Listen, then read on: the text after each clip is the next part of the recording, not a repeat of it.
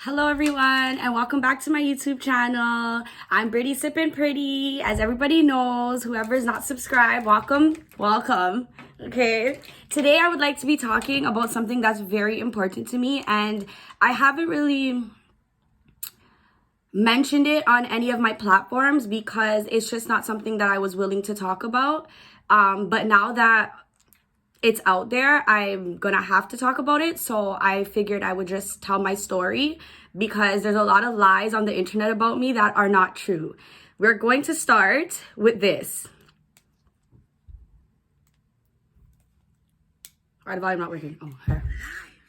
Because if you're a goof and your baby mom is a goof, you guys lay down and make goofs. That's a goof, baby. 3 days later. Okay, so that video and this picture here is me. Yes, it is me, but it's not from a time of recent. During my relationship, we're gonna call him Jonathan. I had a relationship with this man named Jonathan. We were together for a really, really long time. We were together for 10 years. And throughout the 10 years, obviously Jonathan and I have been through several ups and downs. You know what I mean? Like, we went through a lot of trials and tribulations. I was never willing to speak on Jonathan because of the fact that he's just not here. And it's not right, I feel like, for me to have said anything ill that pertained to his name because I didn't want to destroy it.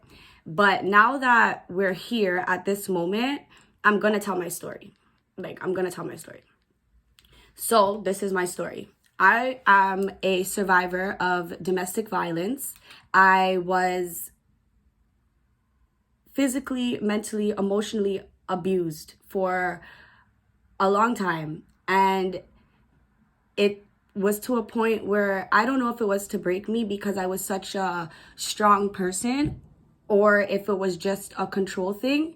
But when you seen that video or that picture, it wasn't necessarily somebody that beat me up like today at this very moment. It was more so a picture that I sent to somebody in a very vulnerable time of mine, and they used it against me on the internet 4 years later.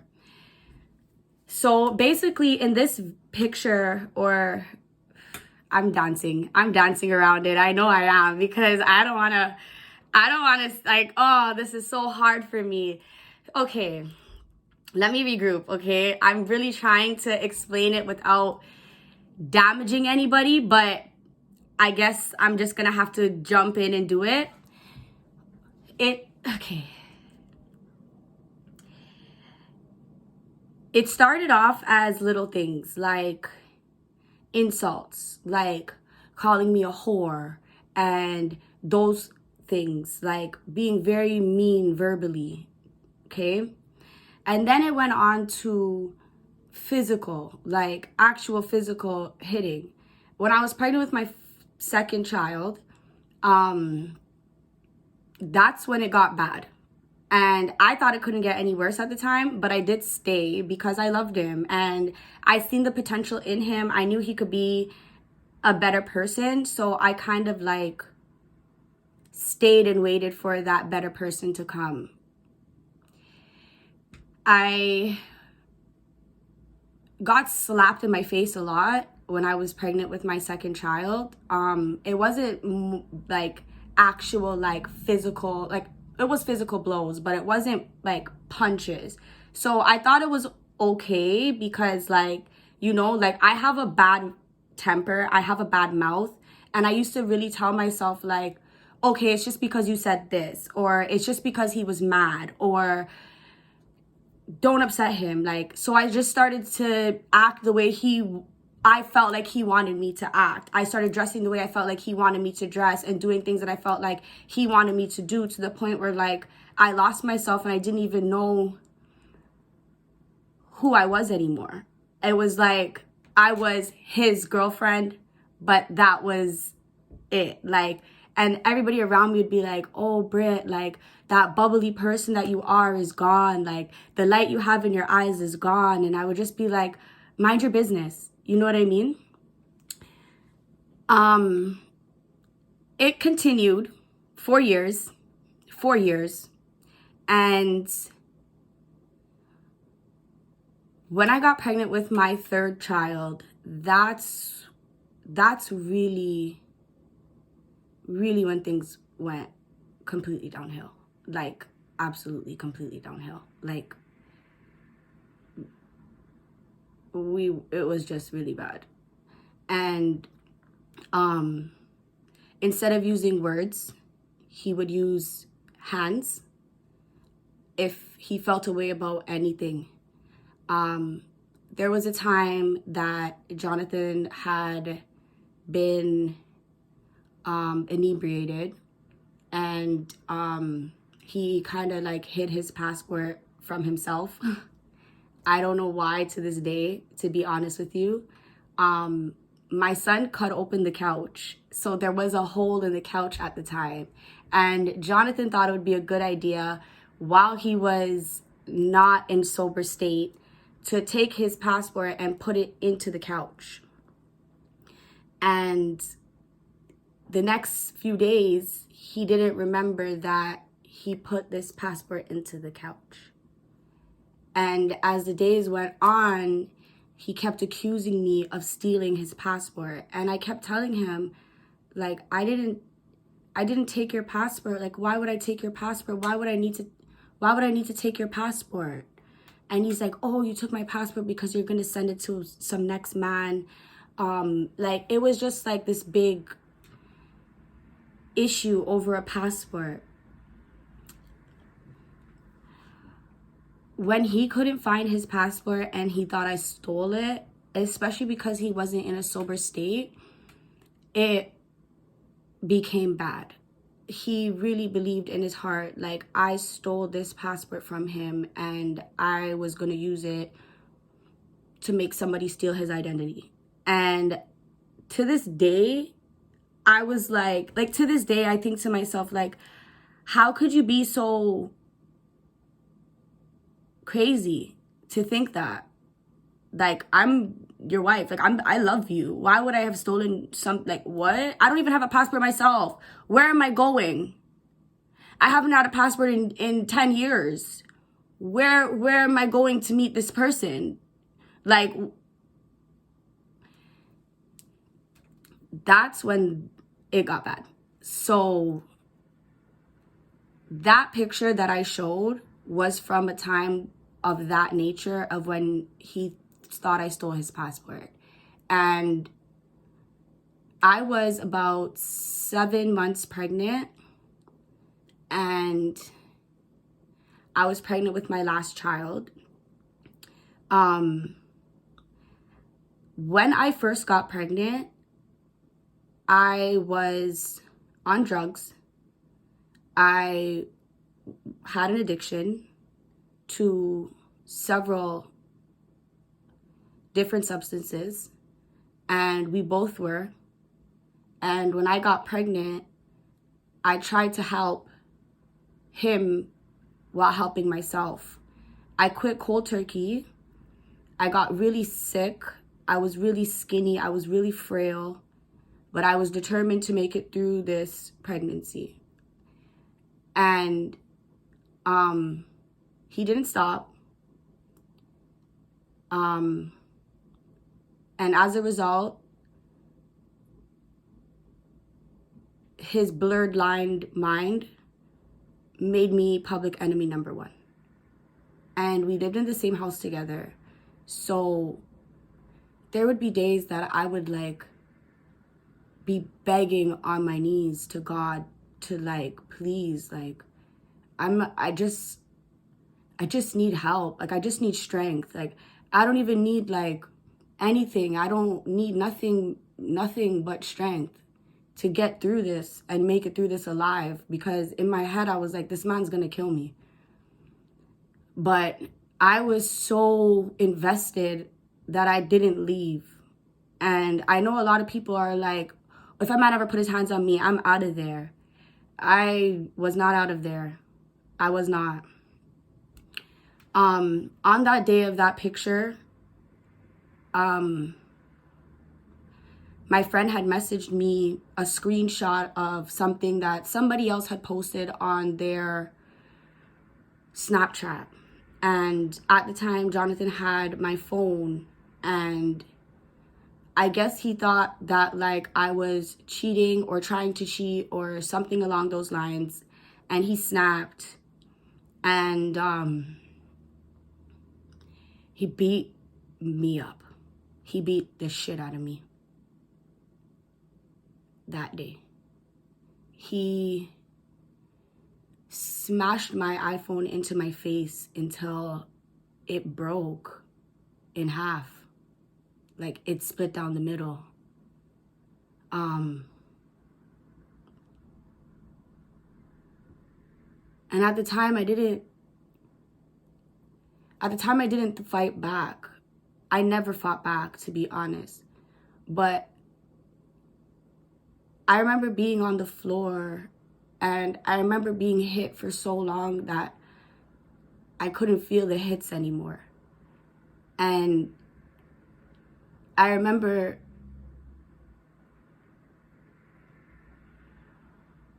the look on his face. It was like it wasn't even him. And I just kept begging him to stop. Like, please, stop. And he didn't stop. And I remember afterwards I got up and I looked over and I see my son just sitting on the couch looking at me. And it's like he couldn't even look at me. And I didn't even know he was there. And I thought to myself, you were willing to beat the shit out of me in front of my kid while I was 7 months pregnant with his brother. A few days later, I took that picture or that video and I sent it to somebody that was close to both of us at the time. And that person took that video and posted it on a blog and made it look like they beat me up. And the damage that resurfaced, because when he left, when he was no longer with us, I almost blocked out all of the memories. And to this day, I don't know why I stayed, because that wasn't even the last time. And the very last time that he really put his hands on me was I had my baby, my last one, my fourth, and I was in the hospital for 5 days due to complications. I was really, really sick. And the baby was also in the hospital for 5 days because the umbilical cord was wrapped around his throat and his shoulder was dislocated from it because it was wrapped around his throat and his shoulder, and he came out like this, like his arm was wrapped up and he was blue. And I remember the day after I gave birth, I was sitting in the hospital and I never even seen the baby. They took him out and they just rushed him straight off to the NICU. And I didn't get to see my baby till 3 days after I had the baby because I couldn't move. I was actually in my bed paralyzed from the epidural. It didn't wear off. And I thought I was going to be paralyzed like for the rest of my life, because I know that they say that it's a possibility. And I remember the nurse was being so nice to me, and I was being so nice to her. I asked her about her husband. Like, I was just trying to make conversation. She was really just trying not to scare me, to be honest, because I was gushing. I was gushing blood. I was gushing blood.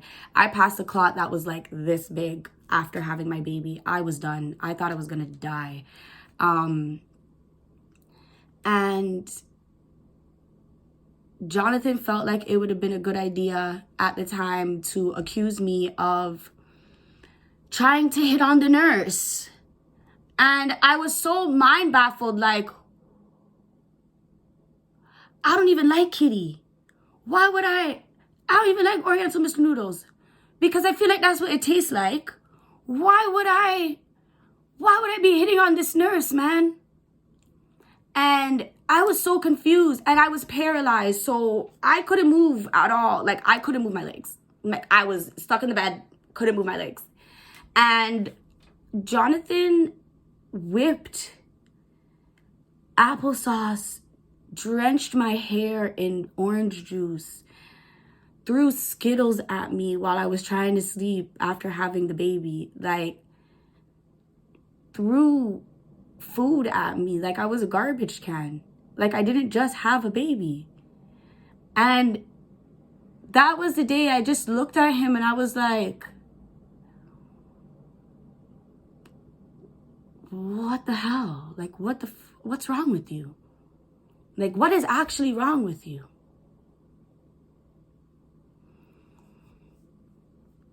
Five days after giving birth, I got home from the hospital.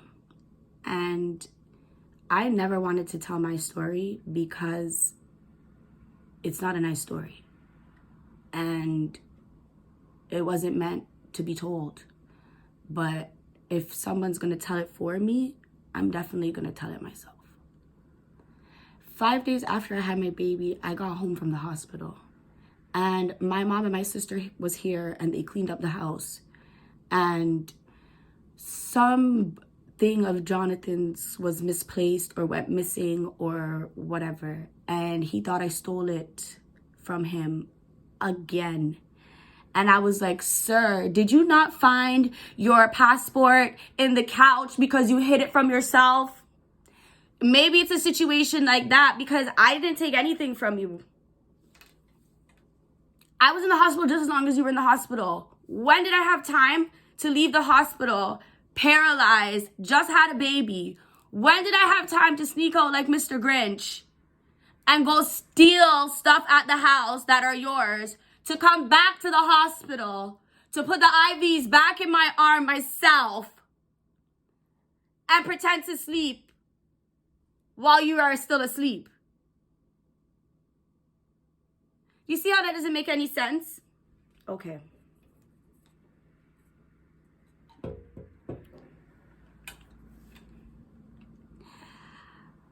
I got back from the hospital. I bathed the baby. My family left. And I put the baby down on the couch. I took a shower and I went upstairs to just sit in my bed for a second, not staring at the baby. I've been in a hospital bed for 5 days. The baby was good. He's on the couch. I said, I'm gonna sit in my bed. I'm gonna sit in my bed. I'm gonna sit in my bed. I'm gonna put my back against this board. Okay, this headboard. I'm gonna sit in my bed. Jonathan came in the room, high as a kite, and says to me, where is it?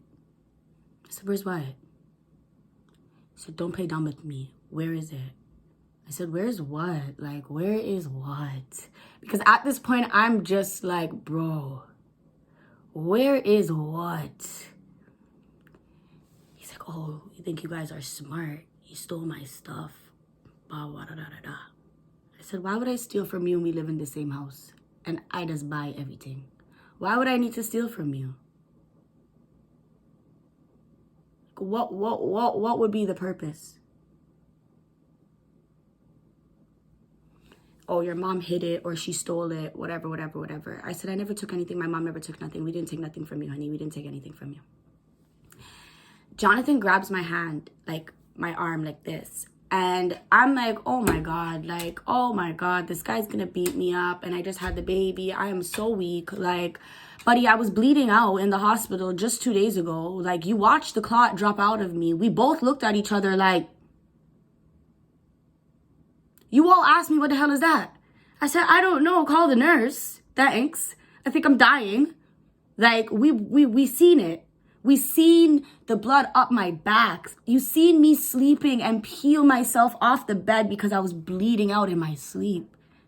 You seen me not being able to function and feel. I just regained strength in my legs. I just started walking. The first time I got up to go to the bathroom was when I was gushing all this blood.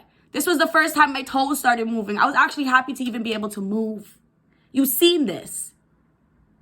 And you're still gonna come grab me? Jonathan grabbed my hand. And I didn't feel it at first. I just, like, tried to grab my hand back. Because I'm like, yo, what are you doing? Like, let me go.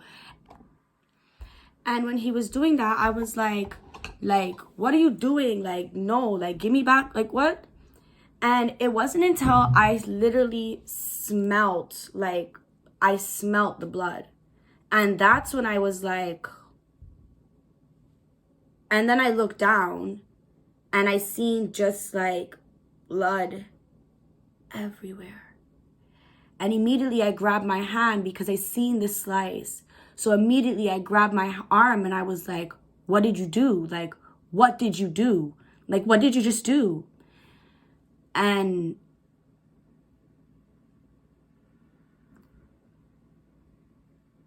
he turned the TV up.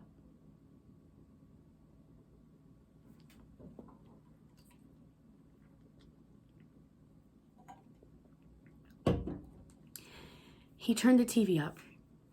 And I'll never forget it because SpongeBob was playing. And the TV went up and I kept thinking to myself, like, this guy is gonna kill me. Why else would you turn the TV up if I'm screaming? It's because you're gonna kill me. And I remember begging for my life. And I had to beg.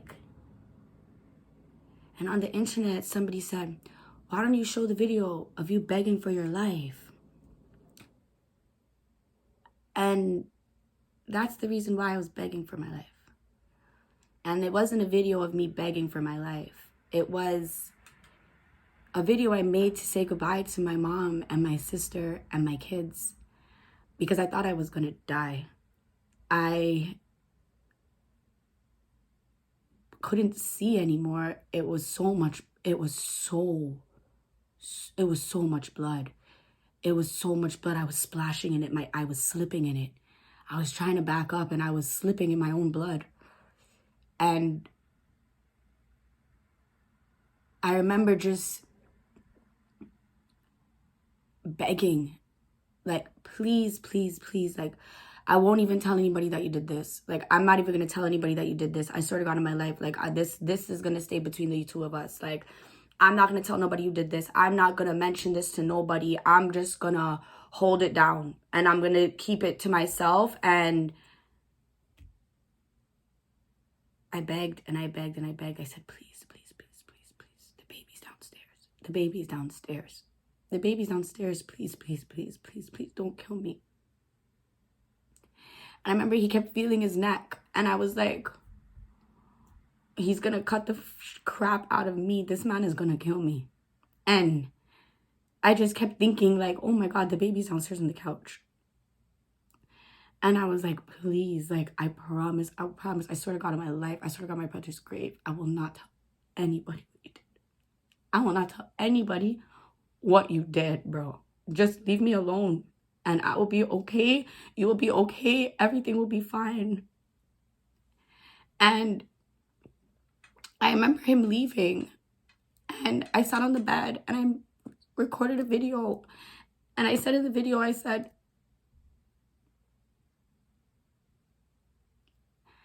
in my video, which is not me begging for my life, it's me saying goodbye. I said that I loved my mom and I loved you guys so much. And I'm just sorry that like I didn't listen, and this is where I'm at now. And I said that at least I get to see Brian now, right? And I laughed and I passed out. And when I woke up, I was covered in blood. My room was covered in blood. My floor was covered in blood.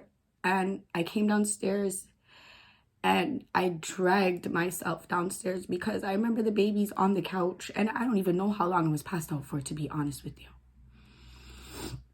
But I just remember my baby's on this couch. And I went down the stairs and I made it to almost the couch. And I got to a wall and my back hit the wall. And I slid down that wall. And I looked over and I seen my baby sleeping.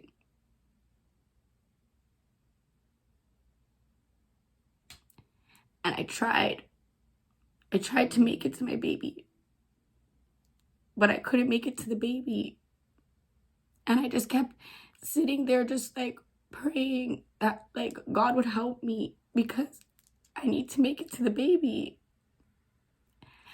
And this guy was just gone. Like, and I just kept thinking to myself, like, how could I have let this gone so far to the point where like I'm dying?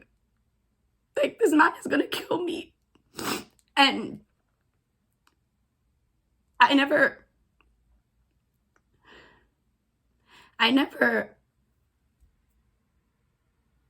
left.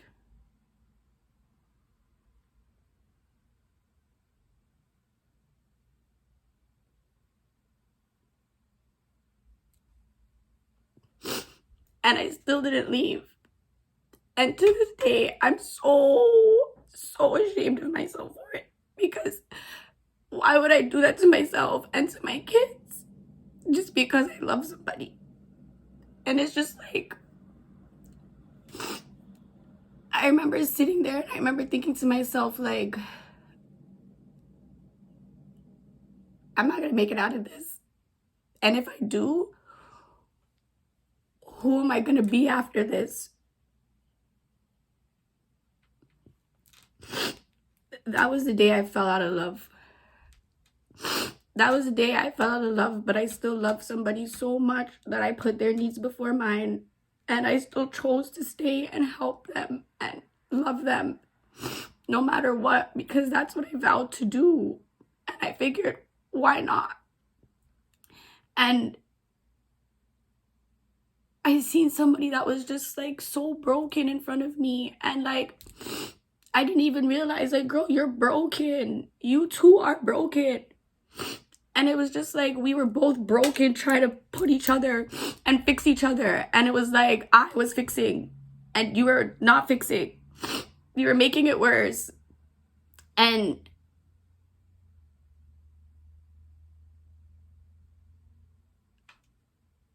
I continued to stay.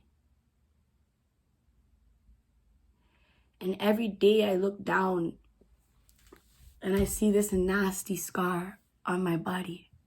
This big nasty scar. And I remember him putting the knife in my hand to make it look like I tried to kill myself. And I kept thinking to myself, like, this is my man. This is my man. This is the man that I chose to be with. This is the man I put around me. And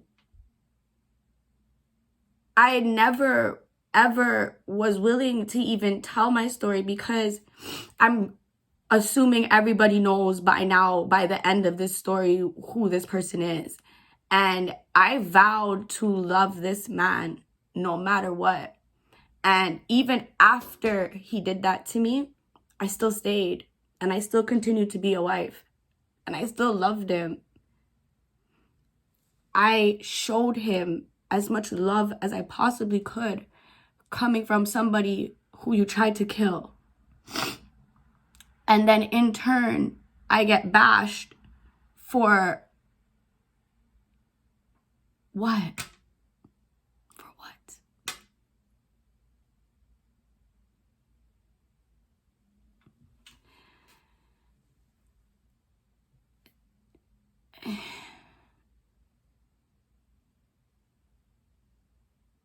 I'm not going to say everybody's perfect, because not everybody's perfect. And I'm not going to say this man did not have his problems and his flaws and his issues, because definitely we both did. And we both helped push each other's issues. So I'm not going to blame everything on one person. What I am going to say is that I played my position, and as dumb as I feel for it now, I'm still happy that I did what I needed to do as a wife. And I made sure that I never disrespected the vows that I made to God. And even though I was abused, I still tried to be the best possible woman I could be for this person. So a lot of stuff, like, I wish I could go back and change, because I'm not going to sit down here and say, you know what I mean? I didn't have a part in anything. But at the same time, I didn't deserve a lot of things that were thrown at me from that individual.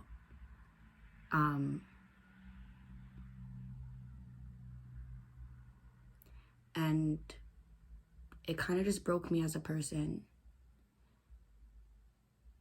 And I'm starting to get back into myself and self-love, self-care, you know, like my hair is growing back, my skin's getting better, and to be honest, if he didn't pass, I would still be in the same situation, because I didn't know how to leave. And if there's anybody out there that has a way to leave and is strong enough to leave, leave. It's hard, and I understand it. I overstand it. And I never wanted to say this because it just wasn't something I was willing to talk about, but we're here and we're talking about it. October is also Domestic Violence Awareness Month, so I never knew that until like a couple days ago. So yeah, I just want everybody to know that it's okay to make mistakes. And I know there's a lot of people who are domestically abused, and a lot of us do stay for whatever your reason is. I just hope my story lets you know that maybe it's not always worth it in the end. And I really hope anybody that is going through this or has gone through this finds the peace and the healing that they need within, because that journey to find yourself after being beaten into something that you're not is really extremely hard. And I'm still on it, and it's been almost 2 years for me. So I would just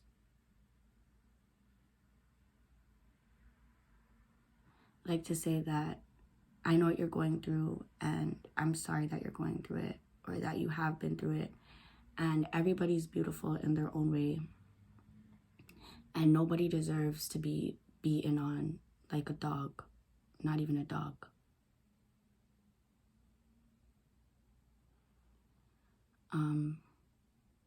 And that's all I gotta say.